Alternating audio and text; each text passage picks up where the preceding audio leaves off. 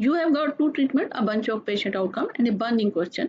Is your new dog actually better, or is this just a random flu? In medical research, we don't guess. We use the chi-square test. Today, I am going to show you how to master this essential tool in under 5 minutes. So you never get stuck in a viva or an exam again. Assalamu alaikum. I am Professor Dr. Tazim Shahbaz, Dean and HOD of Community Medicine and Public Health. This is Research Map. Let's start. First thing first कि हम chi square use कब करते हैं. Unlike a t test जिसको number पसंद है, like height और blood pressure, chi square test जो होता है ऑलवेज अबाउट द कैटेगरीज, जैसे smoker, non smoker, male, female, healed, non healed, blood group A, blood group B. If you are looking for an association between two categorical variable, तो chi square is your best friend. ये सबसे बड़ी जो एक और बात है कि इसके लिए आपको एक डिसेंट सैंपल साइज चाहिए होता है. अगर आपका एक्सपेक्टेड काउंट टू लो है तो you might need to call for a Fisher's exact test instead. There is a very important question कि how chi-square tests measure the gap between reality and the word of no fact. तो logic इसका बड़ा simpler सा है.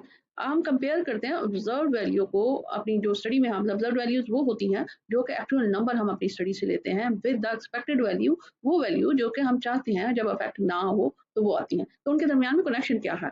Example क्या है कि अगर हम कोई टेस्ट करने लगते हैं वैक्सीन और इट डज नथिंग, तो हम एक्सपेक्ट करेंगे कि इन्फेक्शन का रेट दोनों वैक्सीनेटेड और प्लेसिबो ग्रुप पे एक जैसा हो. तो जो काय स्क्वायर फॉर्मूला है वो क्या है? O minus E square divided by E. तो इसको यूज करेंगे हम, तो मेजर करेंगे जो गैप है between the reality and no effect के उसमें. अगर तो ये गैप बड़ा है तो इसका मतलब ये है कि पी वैल्यू स्मॉल आएगी, लेस देन 0.05 आएगी, तो this will be a real association. और अगर ये इससे बड़ी आती है तो there will be no association between the two variables. Once you have run your chi-square test and had the value, you need to know if it is statistically significant. This is where the p-value comes in. अब p-value को most of the time हम देखते हैं, अगर ये less than 0.05 है तो you can reject null hypothesis, result आपके statistically significant है. बट अगर p value more than or equal to 0.05 है तो you will fail to reject null hypothesis और रिजल्ट आपके statistically significant नहीं है. एक और चीज है जो कि हमेशा हम भूल जाते हैं, दैट इज डिग्री ऑफ फ्रीडिंग. ये 2/2 टेबल से होती है और इसको कैसे कैलकुलेट करते हैं? रो 1 मल्टीप्लाइड बाय कॉलम 1. ये जनरली 1 के इक्वल आती है and this is the value which tells how many choices the data had. अब यहाँ पे क्रिटिकल जो है मिस्टेक करते हैं रिसर्चर कि स्टैटिस्टिकल सिग्निफिकेंस हमें ये नहीं बताती है कि आपकी एसोसिएशन कितनी स्ट्रॉन्ग है और किस डायरेक्शन में जा रही है. इसके लिए आपको जो टेस्ट करने पड़ते हैं या मेजर कैलकुलेट करनी पड़ती हैं, दैट इज ऑड्स रेशियो या Cramer's 5 measure. Another crucial point कि एसोसिएशन इज नॉट कॉजेशन. हमारा काय स्क्वायर टेस्ट जो है हमें ये शो करता है कि smoking and drug diseases are associated, but it does not prove that smoking causes lung cancer. इस क्लेम को प्रूव करने के लिए हमें स्ट्रॉन्गर स्टडी डिजाइन चाहिए होता है, जैसे रैंडमाइज्ड कंट्रोल ट्रायल और a well design cohort study. How to write up your research? The most important for researcher.